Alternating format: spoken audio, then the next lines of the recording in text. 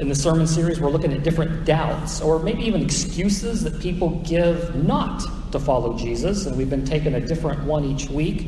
And this week, we're looking at the doubt that says, Christianity takes away my freedom. Now, this weekend, we just happened, and when I'm putting the sermon schedules together, I didn't even realize that this one fell on 4th of July weekend until I started preparing for it a couple of weeks ago.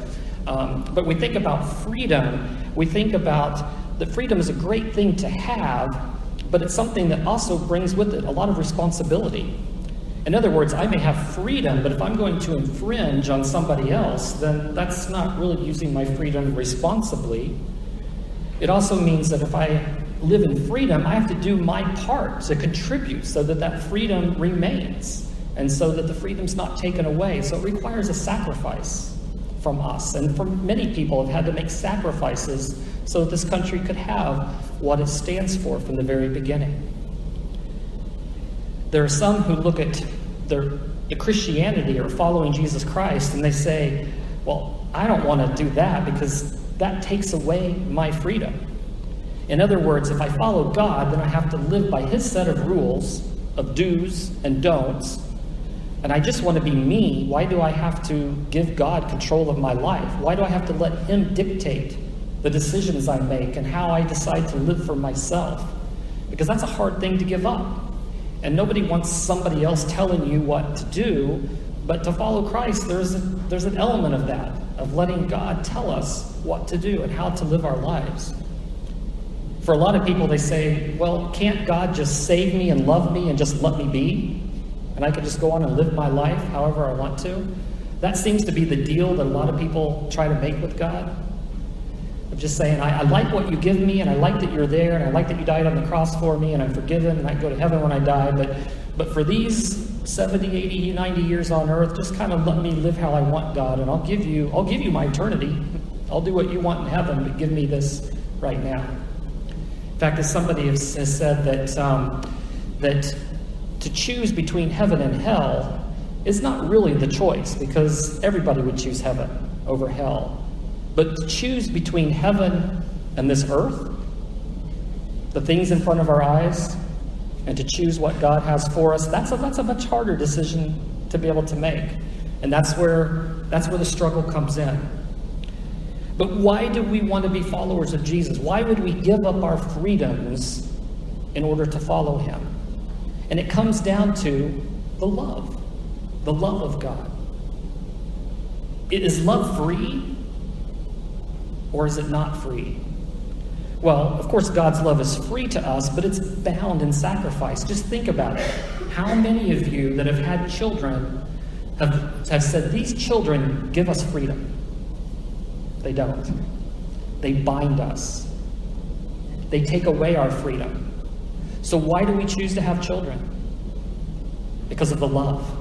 We have love in our hearts for them, and we get the love in return. And love makes us be willing to give up our freedoms. We don't get to sleep when we want to. We don't get to spend our money how we want to. We don't get to go where we want to spend our time. But that's okay, because love is a greater value that comes from the freedom. When we get married, the same thing. We give up a lot of our freedoms when we get married. But it's because of a higher value, and that's love. And we're willing to give up those individual freedoms that we have for the sake of love and coming together. We do that with our friends. How many of you had friends that will call you in a time of need or whatever in the middle of the night or just whatever you're doing, and you drop everything to be there for them? We sacrifice. We give up our freedom because of love. And so freedom is really all about love and learning to live in that love. And Christians who follow Jesus have been given a revelation of love that goes higher than anything that we had seen before. In fact, this Christianity creates a union of love that goes beyond so many of the different borders and boundaries that our world has set up. I mean, Christianity is really the only religion that says it doesn't matter what nation you're from, what color your skin is, what language you speak, it's for everybody. No one country, no one group of people has the corner on Christianity. It's something that's open and wide for everybody. You don't see that in other religions that are very focused on their identity as their nation or their people group or whatever it is. Christianity brings people together that have those natural boundaries that are there. True Christianity treats men and women as equals. True Christianity says that children are important. Even the children in the womb are important. True Christianity says that the elderly people are important and they're worthy of care and respect.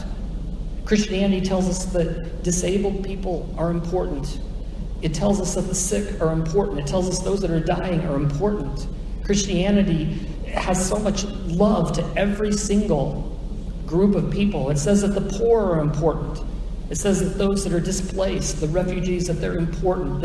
There's no boundaries to the love that's found within Christianity. And any place in the world where Christianity has taken a stronghold, the quality of life has gone up.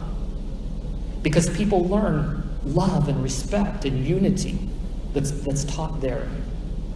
Because Jesus Christ said, I've not come to create an elite group of people to follow me and everybody else is left out. He says, I'm here to break down the walls, and the invitation is open for every single human being. And so Christianity brings freedom in a way that other religions don't even begin to even come close. So Christianity is a religion of freedom, but it's a freedom from something and a freedom to something. And that's what we'll look at today. So it's kind of a give and take thing. I mean, the people that say, well, I don't want to follow Christ because I don't have to give up something. There's truth to that. We have to give up something, but we also get something. And there's a new type of freedom that we didn't have before. So we'll take a look at that here. Before we are free in Christ, we have been chained, we have been prisoners, we have been slaves to our sin. We're born with that sinful nature inside of us, and there's nothing we can do to overcome it. We can try to be good, we can try to do all the nice things and the good things to make us feel better about ourselves and to be a good person in society. But the sin and the weight of the sin and the punishment and the consequences of that sin nature is still there. And Christ came along to say, you've been a slave to sin. Now I'm going to break those chains so that no longer are you bound to it anymore. No longer is it going to control your life. You will be given the power to say no to what is wrong. You have given the power to look at an image, an example of Jesus Christ that gives us somebody to follow. And when Jesus Christ delivers us from that slavery of that sin, then it loses its grip on us. The consequences of sin are gone. But Jesus says, but I want to take those chains that were broken off, and I want you to be chained to me. I'm going to make you a slave to righteousness. I'm going to make you a slave to what is right. And that is going to be your way of life now. And we think of that and we go, oh yeah, those 10 commandments. You know, do this, do this, do this. Do not, do not, do not. We think of all the other things we got to do. Well, then we got to start going to church on Sundays. We have to give up our freedom of our one day a week. Okay, we have to give up some of our money because we're supposed to give. We're supposed to give up some of our time because now we want to get involved in some things where we're growing and serving other people. And we start counting all those do's and don'ts and say, really? Do I really want to commit to this? Every rule or commandment or law that God has given is rooted in love. Everything that he tells us to do or not to do, the result is it helps us to love God and love other people. When he says do not kill, that's an obvious one. It's to help us love other people. Because if there was no law that said do not kill, then it would be very easy for us to just go around killing people we didn't like and got in our way, wouldn't it? But the law is there to show us, don't cross it. Because if you cross it, then you've crossed from love into something else. When the commandment says, thou shalt have no other gods before me, that teaches us how to love God. Because if you're loving other things and making other priorities higher than God in your life, then you haven't learned to love God. And that rule, that commandment, that law teaches us how to love God. Even Jesus himself, when he was asked, what's the greatest commandment? He says it's to love God and equally to love other people. And all the commandments and rules that we have teach us how to love. So yes, following Jesus means we have a whole new list of do's and don'ts, but all they do is lead us on a path so that we learn to love better. To receive God's love and to show God's love to others, that's all that these commands do. So we have to change the way we look at things. From a sinful point of view, those that are trapped in sin, they look at all those rules of do's and don'ts and they say, that's going to restrict my freedom. But for those that receive the love of Christ, they say, all of these rules actually make me free so that I can love and I can be the person God created me to be.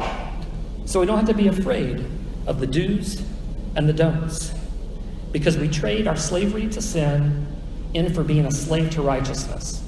And it's not a treacherous slavery where you're beaten down and downtrodden because of it. It's a slavery that we are glad that nothing can separate us from, because the righteousness of God goes with us.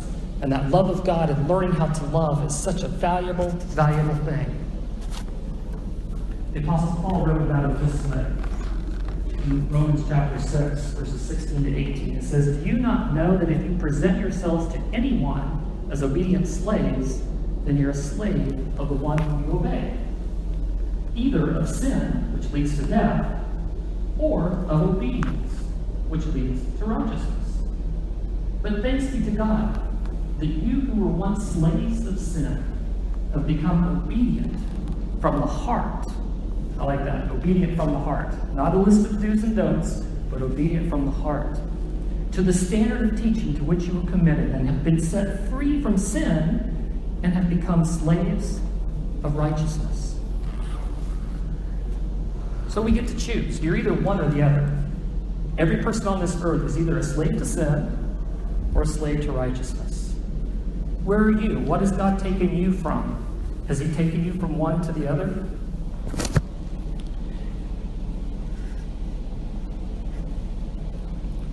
You know, we look at slavery as being a very negative thing. But in this context, being free to love, and love that requires sacrifice, love that requires my time, love that requires me, it's a beautiful thing, because when we love, we get outside of ourselves and we get into somebody else. We've built bridges instead of walls. We've been able to reach out and share who we are and what we have with those that are around us in need. And so love gives us the freedom, but it doesn't come without responsibility. When we go to the bread and the cup today, we're reminded that Jesus himself, out of love, took away his freedoms. He set them aside.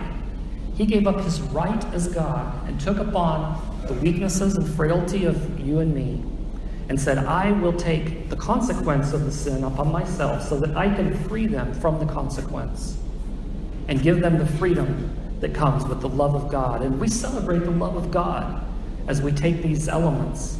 We celebrate the freedom that Christ has given to us, but we celebrate the responsibility and the sacrifice that we get to walk the way of love and sacrifice as Jesus did himself. And to be counted worthy is a wonderful thing. May we take those things with us and allow